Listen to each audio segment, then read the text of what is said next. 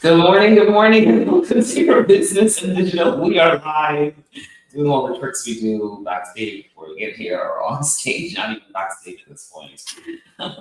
I'm Smart Louise, super excited to be here. Happy Wednesday. How's everyone doing this morning? Awesome, Happy hump awesome. day. Happy hump day. Let's go, let's go. It's hump day. All Good right. morning. Good Good morning. morning. Happy Eid to my fellow Trinis and to all the Muslim community. Happy Eve, we love that. Awesome. All right, let's get the show started.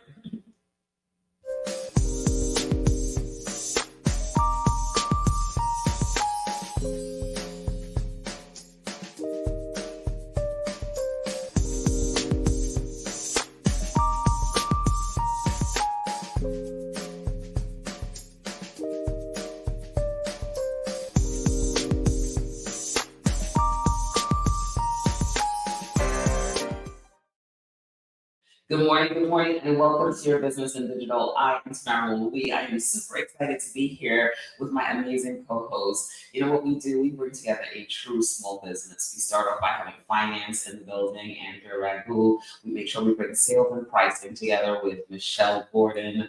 And of course, we bring operations with Mr. Michael Wilshire. And I bring the marketing pieces together. So we are a true small business, really talking to you about digital and digital marketing strategies. What we want you to do is we want you to tell people about this show because it's a great show. Don't you guys believe it's a great show? Isn't it a great show? We're not biased, I swear. But tell a business owner, tell a business executive about this show. We are live on YouTube, LinkedIn, Facebook, and Instagram. Good morning to everyone live with us. If you can't catch us live, that's fine. Just catch us on the replay.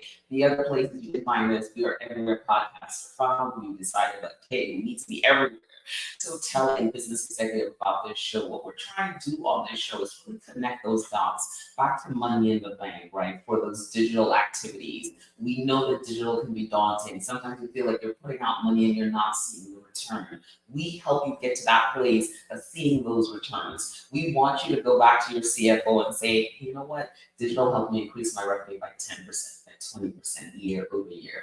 Those are the numbers that we want you to get to your CFO, all right? So tell people about the show.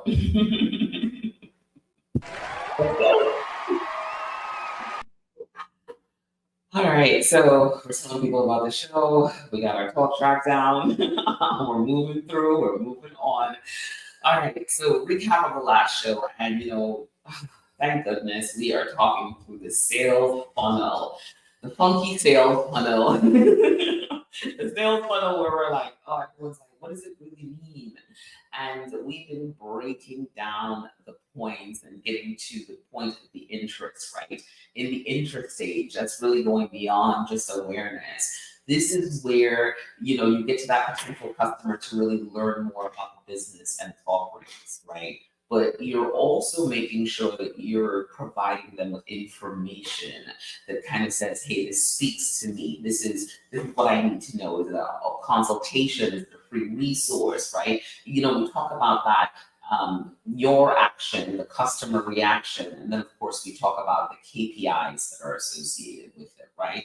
What are those KPIs that connects the dot? Everything has a KPI, so you really want to look at your funnel, really thoroughly. Sit down with the team, right? Sales, finance, operations, and marketing, and start thinking about that funnel. Think about the brand awareness. We did that video the other day. Think about the interest, right? It is important that you have those KPIs to connect to the action, the reaction, and making sure that, hey, does this increase my revenue by, does this person click through? Does it increase revenue? What are we seeing? What number is moving the needle? You look at that funnel, look at every number that's moving the needle throughout the funnel, and it could be game changing for your business. All right, so that's our recap.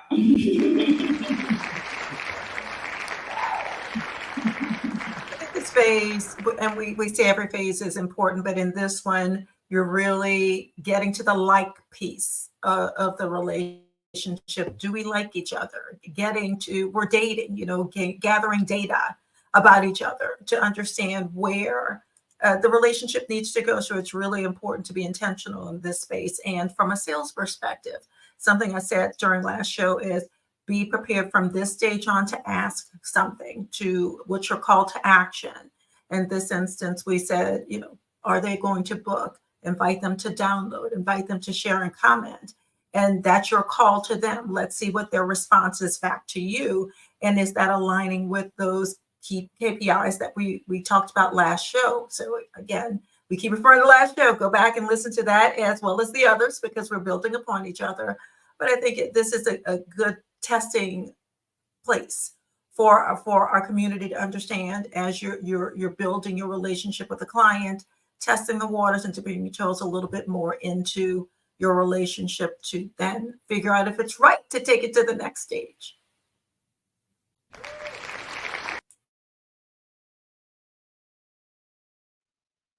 I feel like this is the stage of, the first impression.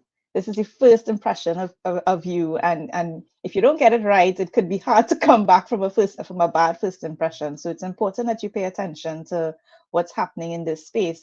But at the same time, measure your activities to make sure that it's making sense. Because I know we all want to make a great first impression, but I mean, always remember it costs money. That it absolutely does. So really happy that we're continuing this conversation week to week. And that interest phase definitely highlights the type of content that we're looking at that denotes interest, right? So while you may have several types of downloads, opt-in forms for various things, you want to make sure that you're clear on what content, if they download to you, means that they're interested. So great discussion. And I think it'll lend well to our discussion today on email marketing. I can't wait for our email conversation, Michael, our new email guru. When you said Mr. Michael Roach at the start, I thought I was in trouble, right?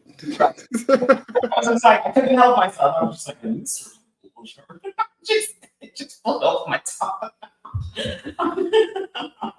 I'm working on my my MC voice.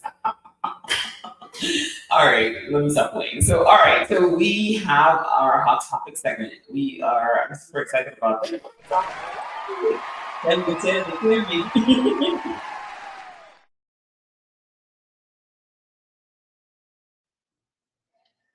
All right.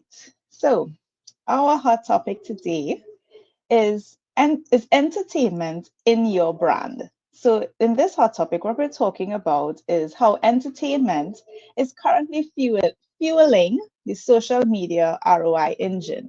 And we've been talking about ROI in recent shows. We've been talking about KPI. So this is fitting in nicely, where what we're seeing is in a recent survey done by Hootsuite, a social trend survey done by Hootsuite showed that entertainment is currently fueling the social media engine.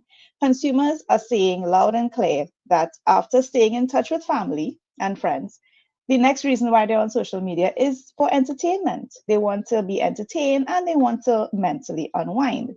And what they're saying is that the survey is saying that consumers are finding that too much self-promotion is a major turnoff in how they perceive their brand on social media. So according to that survey, 34% of consumers say too much self-promotion is a major turnoff for them. They also say that 56% of consumers think that brands should be more relatable on social media.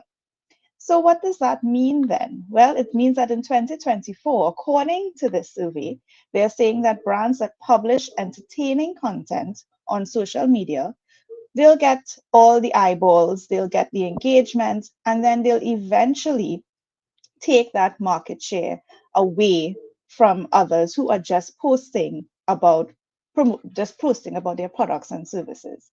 So they will get the engagement and they will get the connection to consumers. So why should we care about this, right? What does it mean for your small business? Well, it's not just posting as usual about your products and services. That's really what this is saying.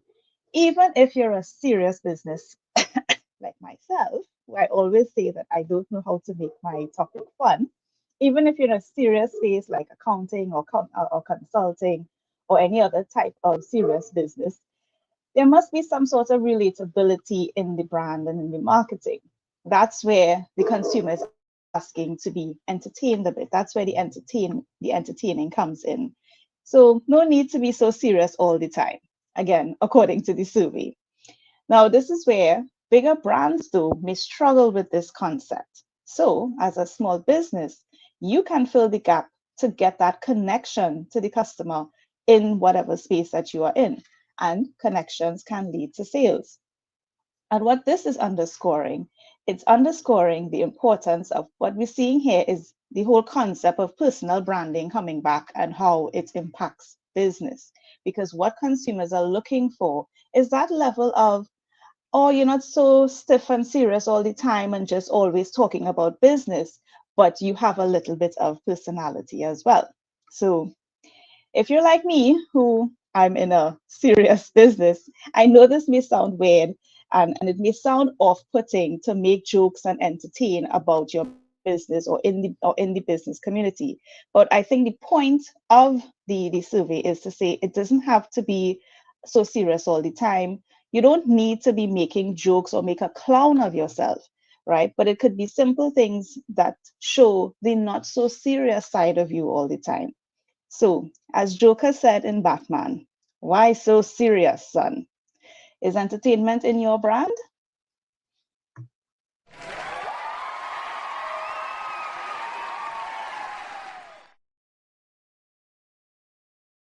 Entertainment's definitely in my brand. That was awesome. That was awesome. I love that. You chose that part. You know, as I was building the hot topic and I was writing it out, I was like, this falls nicely in Tamara's lap. Tamara's a prime example of, you know, that relatability, a little bit of entertainment and not so much business all the time. But yeah, it's hats off to Nia for giving me this topic. Yesterday I was a bit stuck in trying to figure out what to say. Wow. And Nia sent it to me and she's like, why don't you try this angle? And I really liked it. Of course, it really spoke to me because, as you know, one of my complaints is, you know, how do you that relatability and making accounts, you know, enjoyable or entertaining. So it really was an interesting angle for me to take. But yeah, that's what consumers are looking for. So they're saying that in 2024, there needs to be some sort of connection. People need to feel that you're not so serious all the time. And it doesn't have to be all the time just posting about your product or service. They want to see that level of entertainment. And small businesses, because we are our business and we are controlling the narrative, we have full control, we are better positioned to be able to do that. If you're part of a corporate entity, you're going to have to go up the chain to get that post approved. So you're probably going to take very long to try to curate that type of entertainment. So I think this is a great opportunity for small businesses to just step in and do that type of content for their audience, as they will be much more flexible than their bigger counterparts. I love that. He's the Chamber of Commerce this morning on with us. Good morning. We love that. So go for it, Michelle. I mean, what do you want to add to that? I love this topic, Andrea and Nia, and what I love about it is something that I speak to my clients all the time about this, because we're in the know and the like part of this so that they may trust us to move this forward. And I label it as infotainment. We're providing to keep their attention with us. We're giving bits and pieces of information, maybe about ourselves, about our company, something that's going to relieve that pain, to resolve that problem. But we need to keep their attention with us and keep them coming back for more. So that's where the entertainment component comes into this. Not, as you said, this is not, you know, a laughing matter at all points, but we want to keep them entertained and keep them engaged with us to keep things moving forward. So that laugh factor has to come in, and you can line that with something that's serious. Think of the things, again, from a personal perspective, what keeps us engaged, what keeps us going back to someone's page, what keeps us stuck on TikTok or Instagram where we can't let it go, and we're just, you know, swiping and swiping and swiping on that person's page or with that same platform all the time. And it's because we're receiving information, but we're being stimulated and entertained at the same time. Bravo. I really, really like this topic today. Awesome. Go for it, Mike. Listen, Andre, I've got the idea for you. You just got to go old school, accountant with the pen, the pocket protector, the glasses, the light on. And this is accountants every tax season. And, just have you punching those buttons, clack, clack, clack, clack, clack. So there are definitely ways. And what we're talking about here is relatability. We all want to work with people that we can relate to, that look like us, that move like us, that act like us. So showing ourselves in business, doing some of these things. I think the 50 to 50 campaign is a great example of that and what we've learned so far from it, where people are absolutely engaged to all these other sides of Tamara that are not directly engaged, for the business, but speak to running a business in 2024, doing all these things, trying to stay healthy, etc., etc. So great topic, Andrea. And let me just, okay, so I know that's around me as like time check. So shout out to Nia for a great topic. Okay, who is producing the hell out of the show? So Michael, give her some round of applause in the back there, please. So shout out to you, Nia. And I was talking to a friend yesterday, another childhood friend, and she's just like, yeah, I've been watching these videos, and she's just like, I'm learning so much about you that I didn't even know. And I'm like, you're watching the video? And she's like, yeah, it's like, she's like laughing, she's having a good time. Oh my God. So it's really, really relatable, right? So it's so all of a sudden here within this 50 to 50 campaign, we found a little bit more magic that we can add to our formula, which is the formula we talk about all the time that each business has, right? What is that thing that you can find that you can say, okay, how do I take this and add it to the formula consistently? Right. So did Nia get her round of applause, Michael? What is it? Fine. Shout out to Nia for Applause. All right. So we're moving on along because we got. All right. Our next segment is our, one of our favorites. Love drama of it all. I love the drama of it all. The Go Beyond the Like segment. This is the segment where we talk to you and we go way beyond those likes and follows, right? This is where we get to that place of money in the bank. What is the true strategy? How does it connect back to my business goals? And today we're talking about something that's really, really, really important and drives a lot of revenue, but a lot of people just don't do it the right way. And it's kind of daunting. Today we're talking about email marketing. So Michael's going to jump in and we're going to talk about crafting compelling emails, strategies for small business. So Michael's been spending a lot of time in our HubSpot CRM, right? And so building out workflows, building out things that are, again, all part of this process. And so he all of a sudden has this really clear insight into email that is just like mind-blowing to me. So I'm super excited to pass this over for us to have this conversation. Well, I'm sure we have questions, so let's jump into the first one. Or points. All right. So let's answer some of those questions that are being asked out there. And the first one being the most relevant, of course, is email marketing still effective for small businesses today, right?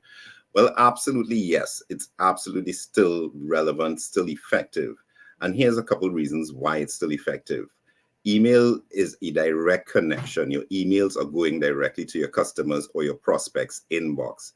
So that gives you a personal touch that you don't necessarily get on social media. In social media, you're looking at a broad audience that are looking at your content, but in email, you're sending directly to someone's inbox. You're also sending targeted communications. So again, that idea of what we call shotgun advertising or shotgun marketing, where you send a big blast and hope that it hits the right people. You are going to look at targeted marketing by segmenting your audience. We'll talk about that later.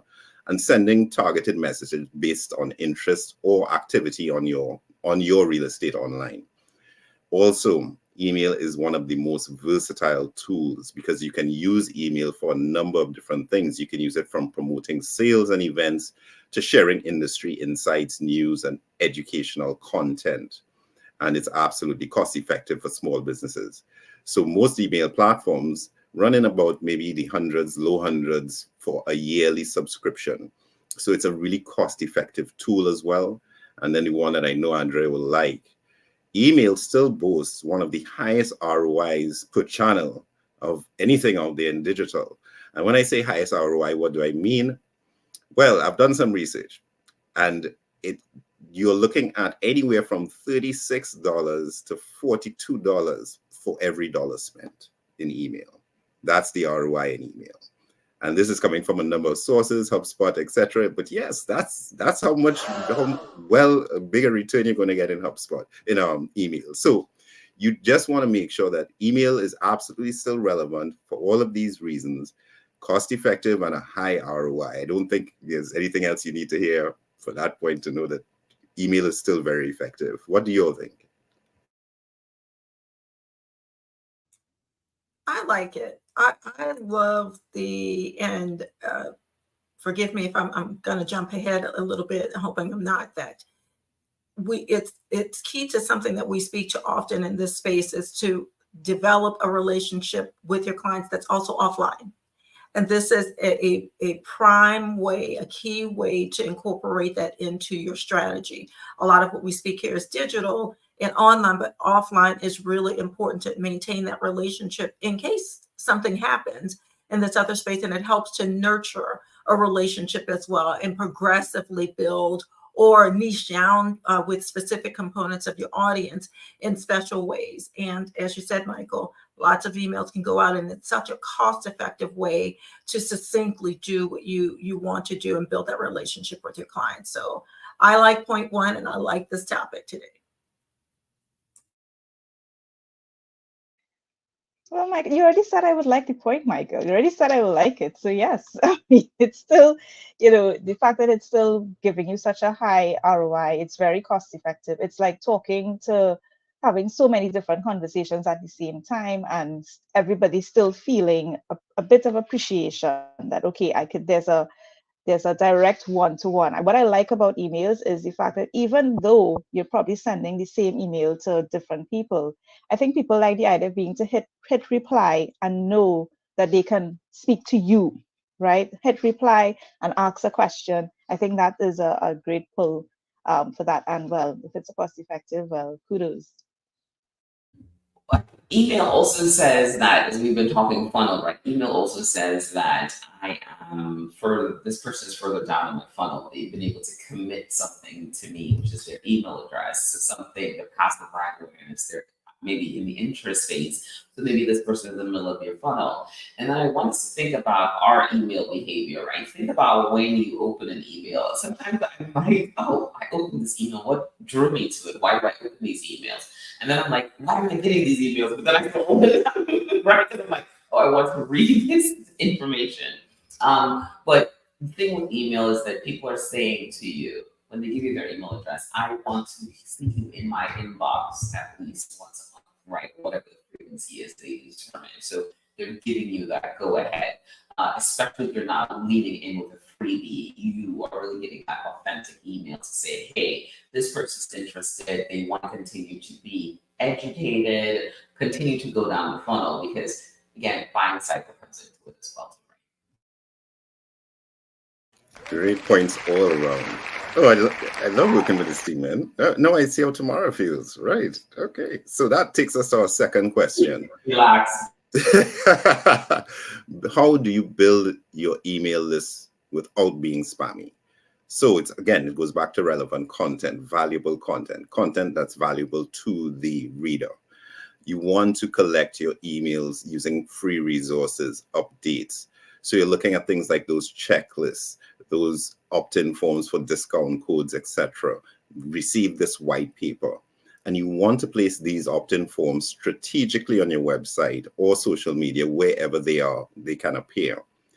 And with running these targeted website opt-ins, utilize your pop-ups carefully. Now, this is one of those that is a little needle in my side, but do not be too quick to have those pop-ups come up because it's interruptive, right?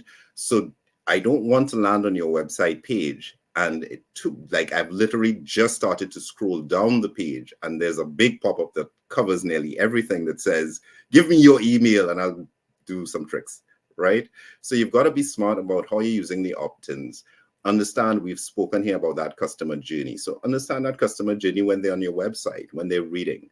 So make sure you're using those targeted opt-ins to collect those emails and personalize those opt-ins based on the user behavior. So again, an example of this would be, get to your website and I've scrolled all the way to the bottom. I'm really engaged and I start to move back up.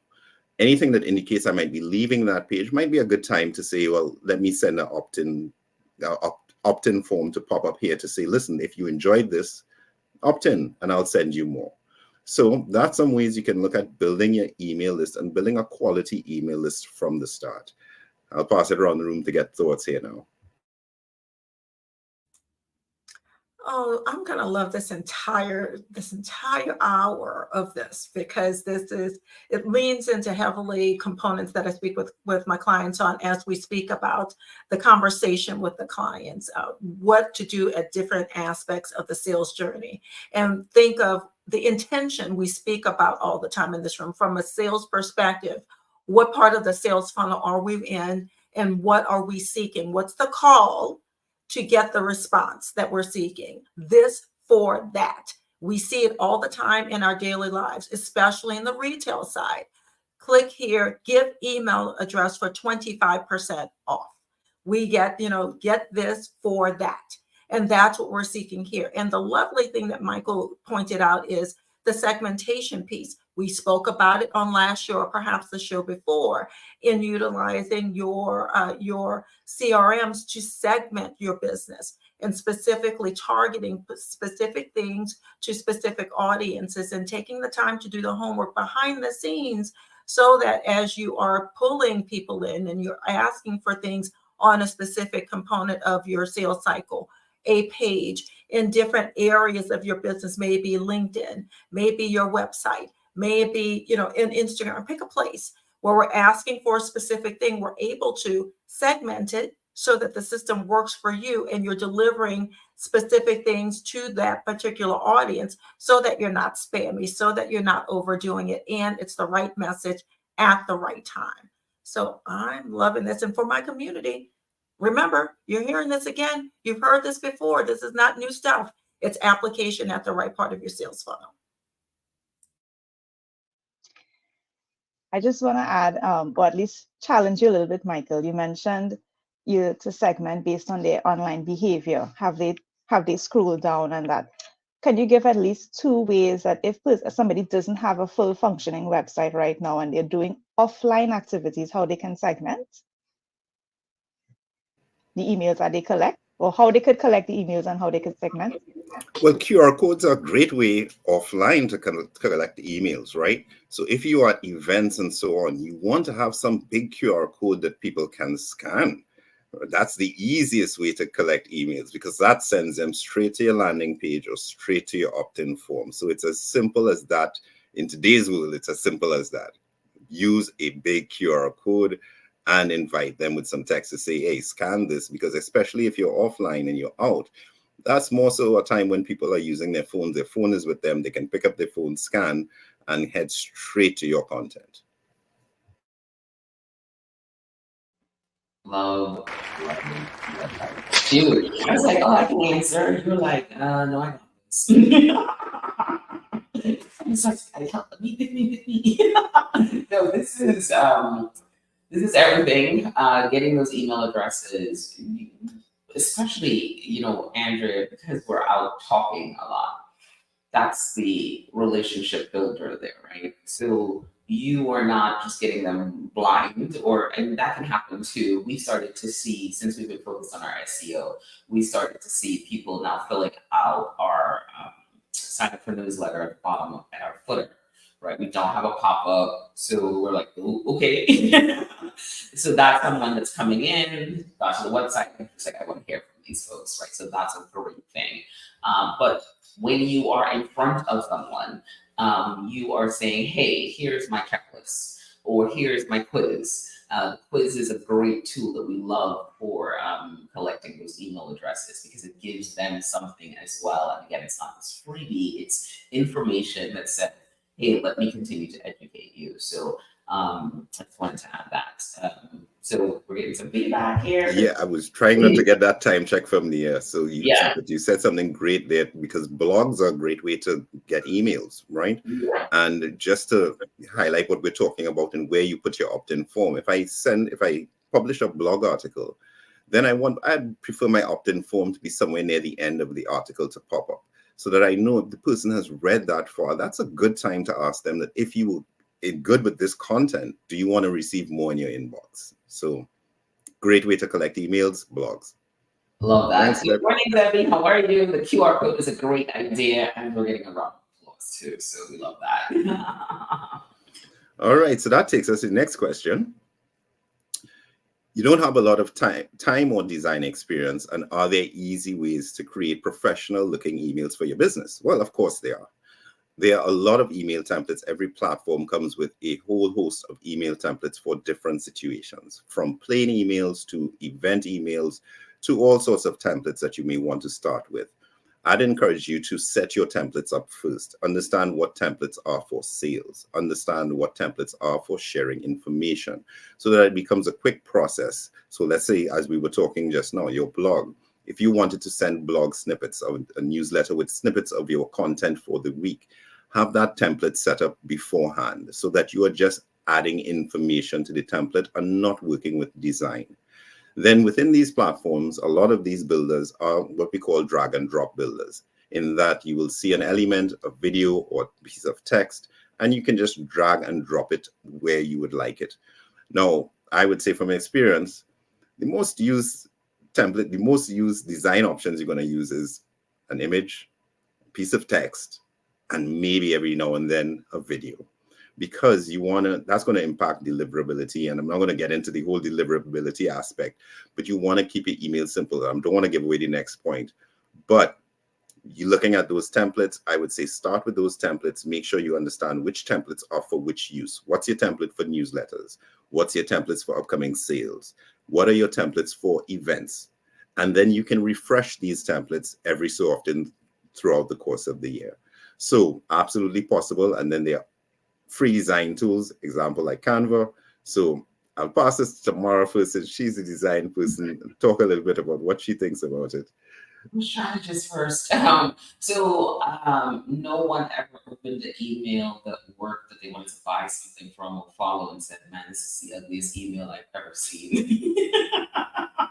They're not. Your customer is not like. They're like, is the information there? Is it clear? Is it mobile friendly? So design is a hang up for a lot of people. Get past it, right? Or is it a logo? Keep it as simple as possible. And if you're past the interest stage, you've already gotten that first impression. They believe and they're like, I want to hear more from you. So move away from the design of the email and get to what Michael was saying. What are the emails that you're sending? What's the email strategy? Because that's where you focus. And as emails continue to flow, you can again point them in different directions, and you want to think about deliverability. And again, I think we don't want to get ahead of ourselves, but that's, no one was like, man, Target sent me the ugliest email I've ever seen. Never. No one is that. Yeah, absolutely right. I'll say this from a sales perspective, as I'm looking at this, you're right. A lot of these platforms are commodities at this stage, and they have escalated so much in the last 2 or 3 years. I remember that there are some writers out there that are seeing a lot less business because there are so many platforms that are available now, templated forms that are available for you to use. So I say it's the KISS method for me.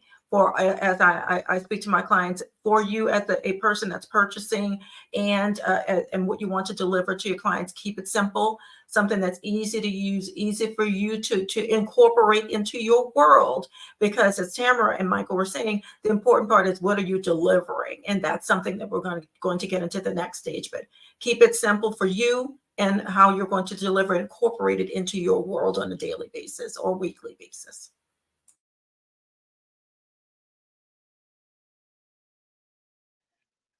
I won't add much. Templates means efficiency. Efficiency means you're spending less time making money. So yeah. It's all good. It is all good. It is all good. So yeah, I think that's the takeaway from that point. Don't get caught up with design. It's about copy. And that leads us into this next question that gets asked a lot. What's the best way to write those compelling emails that actually get your subscribers to open and read? Now that's the goal, right? For them to open and read the emails. So starting off, you want to use clear and concise subject lines. You want to stay away from any flamboyant language like free seminar today, get this quick. Those get automatically tagged as possible spam emails, right? So you've got to be careful. Don't put like 4 exclamation marks and those types of things. These are all things that email platforms recognize as spam. So you want to keep your subject lines very clear and concise. That's the first thing that people will see. The next thing, and I mentioned this before, the preview text, often overlooked in email platforms. That little bit of text you see after the subject line, use that effectively because it offers a glimpse of what's in that email. So really lean into that preview text. How can you make that better? Now, as we were just talking design, it's not so much about design as it is about structure and formatting. You want to keep it concise. We are scanners digital has made us scanners, right? So we just want to flick through the email, see the important points, and understand what to do next. So you want to keep it concise. Use bullet points and headings and break up your information into large blocks with text and bullet points or subheadings. So you're catering for different types of readers. That's what we're really doing. There are those of us that read every word, right? We'll open that email and we'll start to scan and read every word. But more so, a lot of us, what we do is scan. So can I read your email by reading just the highlighted portions? Do I get the same sense of what's happening, right? And it's absolutely easy to do that. And remember, white space is your friend. Don't feel that you have to have every line bunched up. The more you spread it out is the more readable the email becomes. So these are just a few ways you can start to read, to structure emails to improve that open rate and improve that readability rate. What are your thoughts? Oh, where do I even start? Again, this is I love this topic. I'm geeking out on this topic because we spend a lot of time in this space with my clients because it's part of the conversation. What we're taking is the sales funnel, the conversations that we're having, and applying it in different mediums of what we're doing. And this one happens to be email. And pending where you are in the sales cycle, I speak in this format that we have to think about it being a conversation and how we consume information. When we are looking at things, there's been lots of studies on this. We read top left to bottom right. And how we scan and look at that information really quickly. It's really hot and heavy, top left, and it gets really light and almost nothing bottom right.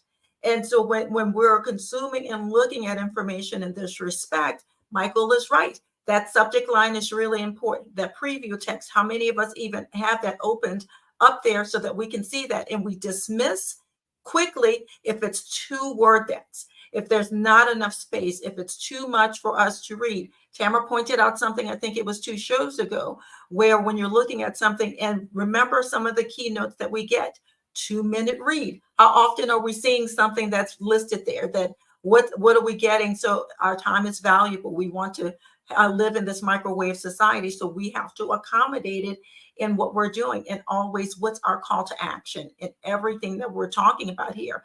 Not just in design, but what is our ask and where are we in that portion of the sales funnel? So we have to accommodate quite a lot in a quick fashion. And how are we doing that? Where are we in the sales cycle? And how do we want to be spoken to and consume information? And last thing on this, many of us are doing this in reader fashion.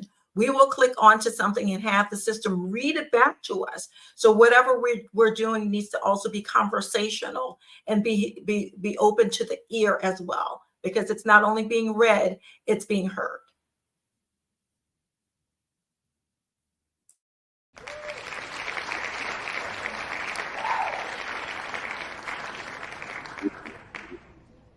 So there's a point here with the structure of your emails I want to touch on, but I feel like I want to get it into this next point rather than where it was. So the next question that we have asked is, this is like the goal question. Go back one question to question 5. How often should I be sending emails to my subscribers? I don't want to overwhelm them. Well, I think Tamara said it best when she said nobody said this ever, because how many emails do you get that just sit there, but you go back to them every now and then because you know, I just want to be in that space, right? I think the easiest example we can relate to is, you know, that retail space. So I might subscribe to a store because I bought something whenever, and I'll get a ton of emails, and I'll not pay them any attention. I don't delete them. I don't do anything. But the next time I step into that store, I'm going to open my phone and say, hey, let me see if there's any, you know, new discounts available right now. So there's no easy answer for this. It start by being conservative. Start with a lower frequency, say maybe once a week, but understand what that means cumulatively in terms of communication if you're just doing once a week. But start conservatively, start small, as they say, and grow. And then segment your list. We'll keep saying this, segment your list. Tailor your email frequency to the audience, right? So it's really based on your customer needs. We talk about that being customer focused and what your customer needs. So did they take specific actions? Did they download specific things? Use those criteria to segment that list and determine how often you're going to send that email. Look for quality over quantity, right? Am I sending just snippets that don't make any sense, or just, you know, my social media every day? Or am I sending a more in-depth article about an industry topic that's currently trending, right? And then track and analyze, of course, your email performance metrics and adjust that frequency to suit as you see your engagement rate rise, as you see your email list start to grow. That's when you could start to look at increasing that frequency and maybe having different days for different things. So we just spoke about having different templates. So you may say to yourself, okay, on Mondays, I'm sending out a recap of my content last week. On Wednesdays, I'm going to send out my latest offers. On Fridays, I'm going to wish everybody a happy weekend and ask them to reply, right? So I get a mix of everything in that one stream in 1 week. And I can set this up on automatic and just track and see the performance and then optimize to suit in terms of which email I may need to send more frequently. What are your thoughts about that, guys?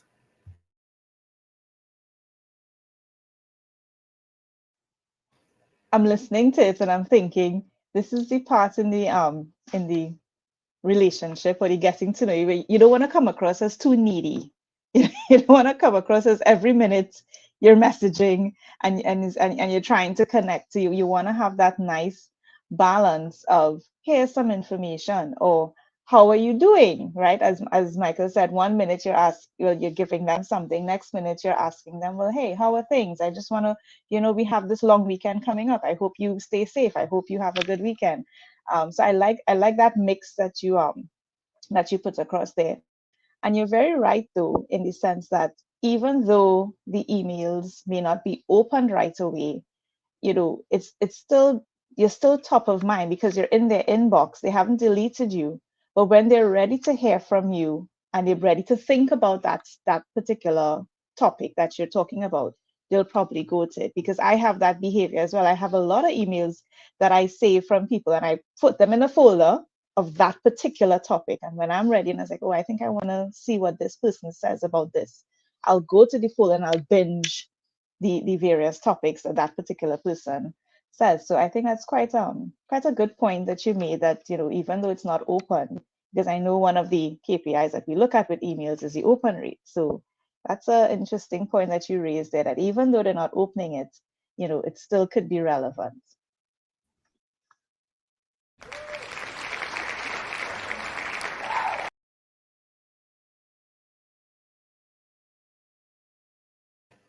You're muted, Michelle. Well, unmuting would help me, right?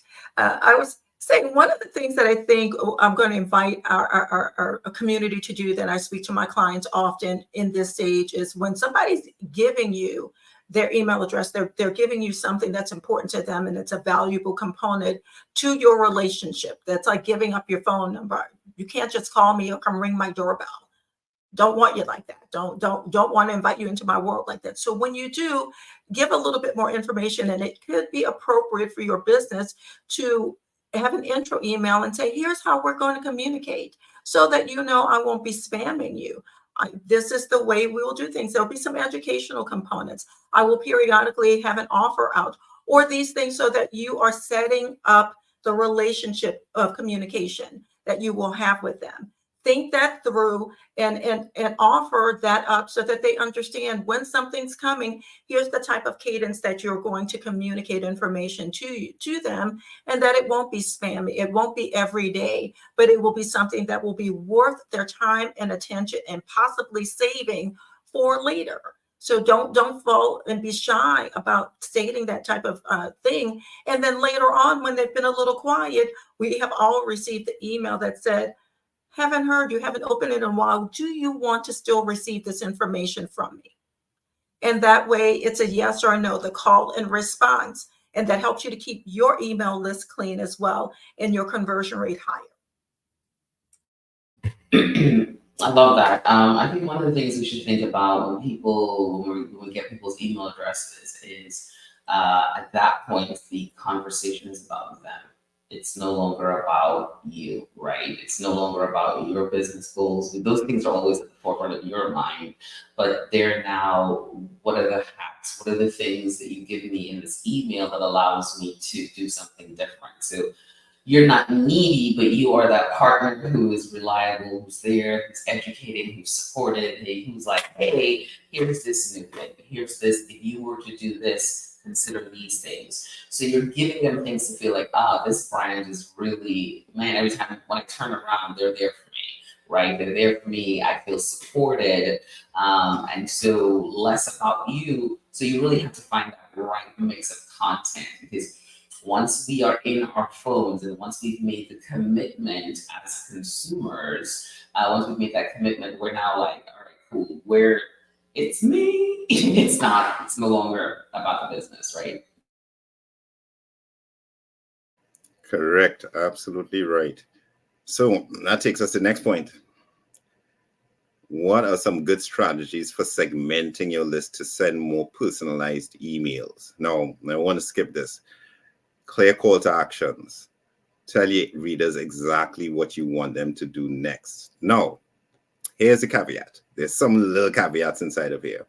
I would recommend that you have one clear call to action in your email so that you can measure exactly what's the impact of that email. But at the same time as having one clear call to action, that could take a form such as you're encouraging them to browse more content. So you're clear that your call to action is really browse more content, but you may have several different links to different pieces of content. That's when you may use more than one link.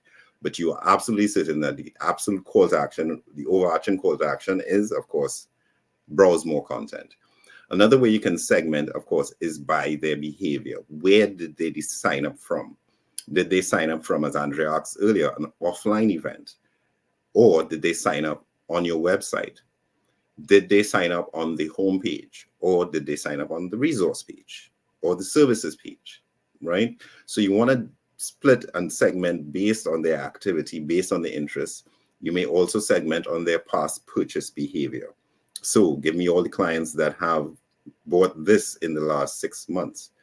And one of the easiest ways you can start to segment your list, if you're now looking at your list differently, which we hope you should be by this point in the show, is that segment by activity.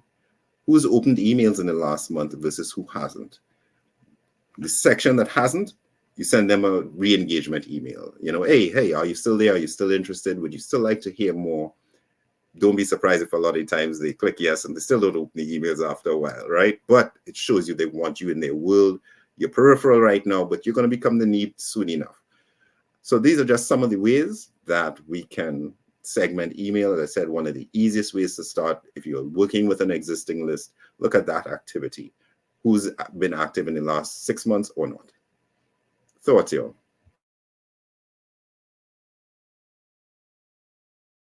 Yeah, I mean, that's a great way to segment the list. I think another opportunity is to ask them something about themselves too, right? So it's like, hey, Where are you? What are you thinking? A poll, things like that also help to segment a little bit.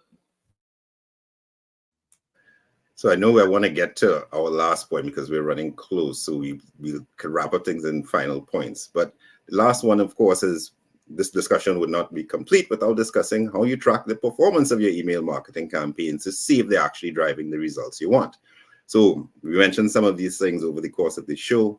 The first way being, of course, the open rate, that percentage of subscribers who open your emails. Now, don't be surprised if the industry average is about 2% to 3%, but it's easy to rank in like 5 to 10%. It's really easy to do that. The click-through rate. So again, having those clear call to actions, how many people are actually clicking on those call to actions and then converting to a customer. Now your unsubscribe rate. Now this one is a little tricky. Expect to see unsubscribes. It's nothing to get, oh my God, people are unsubscribing. It may mean that you are hitting a more targeted audience, so you're seeing your list shrink, and that's a good thing. But yes, you don't want an unsubscribe rate that's slowly creeping up and up and up and up. So that's something that you want to look at. And your bounce rate. Now, we talk about bounce rates when it comes to websites. Email is a little different. Email means that there's some deliverability problem. With your website, bounce rate means I just landed there, it's not where I want to be, and I went somewhere else. But email means there's actually a deliverability problem. And while it's the most times described as the platform that it's going to, I would say in experience, it means that this is one of those metrics that you want to really keep a close eye on and make sure you're not being actively blocked by who you think you are marketing to, because that's a bad situation that can get you banned from your email platform, right? So bounce rate, keep an eye on it, but understand that means there's a deliverability problem. Are you collecting emails? Do you have a verification, a capture to make sure you're collecting solid emails and not spam emails? So those are some of the things you want to look at when you're looking at your email. So as I said, your open rate, your click-through rate, your unsubscribe rate, with a pinch of salt, there's ways to interpret that unsubscribe rate, but you want to make sure it's not going too high, of course, and your bounce rate. So that brings us to all, and I wanted to end off with, understand that in email, one thing that we tend not to do, and we should do a little bit more as businesses, is, and Michelle said it, ask for that reply. Do not just talk at your list. Ask your list to engage. So make sure that you set up a reply to email so that they can reply. A lot of times we send emails from info, support, those types of addresses, which come with a no reply caveat. Like everything we're doing, this is a consultative process. So you want to make sure you're including that opportunity for your list to talk back to you.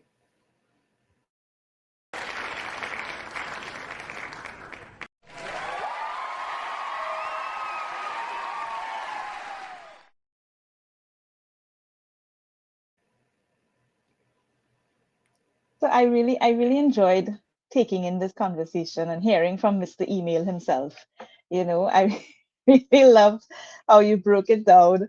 Yeah, I think that's his name now, Mr. Email. I love how you broke it down. The tips were really relatable to I myself. As you were talking, I'm thinking about my own email strategy and my own list and what are the things that I need to do, the segments, and I realize now we cannot emphasize enough how important the segmenting is, because that's really where I think the juice is in terms of being able to talk very specifically to these people who want to hear from you rather than just talk in general. I feel like general is where social media is. General, you're just pelting things out there, for want of a better word. But if somebody's giving you your email, they want a little bit more. So it can't just be a repeat of what you've already said on social media. It should be something a little more intimate and a little more specific, a little more VIP. Like, okay, you don't get this out there, I don't know if they still have it. Might have never as seen on TV, and you can't get this. They have these infomercials, and they say not available in stores, and you have to come and you have to order through them on the TV. You want it like that. You want your people to feel that, okay, it's worth being here, because I get things that nobody else is getting. So make people feel that, their presence is wanted and that you want to have, that you value being in their world.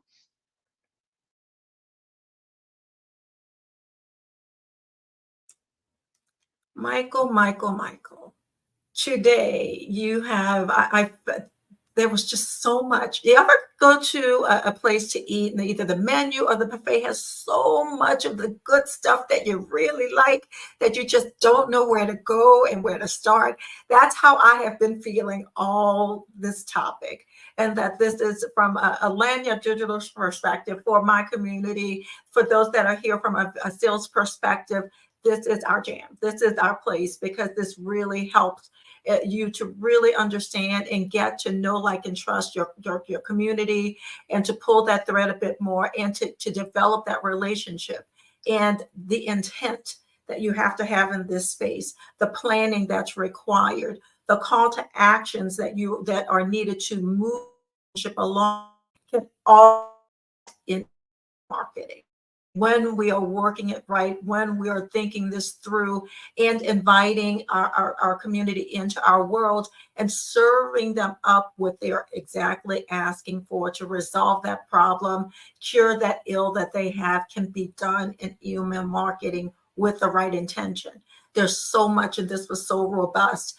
I almost feel like we need to have more conversation about this, because there's so many more threads to pull to explain to our community how this can be a fruitful place for them to make more money, to show their lanyard, their differentiators, in moving their business forward in a sustainable way for a long time to come. So I love today's topic. Thank you so much, Michael. This was an enjoyable conversation today. Most welcome. Yeah, really, really good talk on emails. I don't know if people understand how important it is to your strategy. It's the continuing the conversation after you've done all the work to attract them in, draw them in, say, I can solve your problem. It's the relationship builder. It's, for many brands, still the number one sales tool through digital. Is it shifting? Sure, but it's still really, really important. So the other thing to consider that we didn't talk about are the rules and guidelines around email, right? You got to make sure people are opting in. It's really important, no matter what you do before you implement your database, make sure they're opting in. So many things change with privacy laws, all that good stuff. I mean, I just heard something that just shifted in the US recently. I don't know when it's going to go into place, but we have to just really be cognizant of what the rules of email are. So, but Michael, kudos to you for spending time digging into this, getting better at it. And Michelle's 100% right. We should be coming back to talk a little bit more about, other parts of email, because they're the things that people don't even think about, right? The automated email sequences, the workflows. How does it really work? We talk sending email newsletters, but what are those things behind the scenes? So really, really, really great show today. Great to be here. Great to do it for the audience that we have. So I hope everybody, got something that they could take away and understand that email is one of the biggest tools in their toolkit. Use it well, use it wisely, and it will have returns. Love it. All right.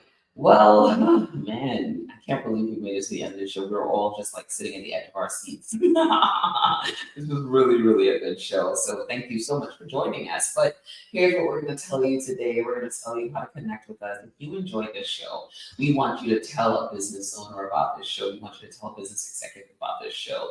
What we do is we really bring together all the key elements of a small business, of a medium business, of any business, right? The key players. We have Andrea Ragu, our CFO, in the building. We have Michelle Gordon, our pricing and sales strategist, principal, driving us, how do we connect to these marketing leads that really help drive sales. We have Michael talking about operations, email marketing, all the things that really connect the dots with the customers.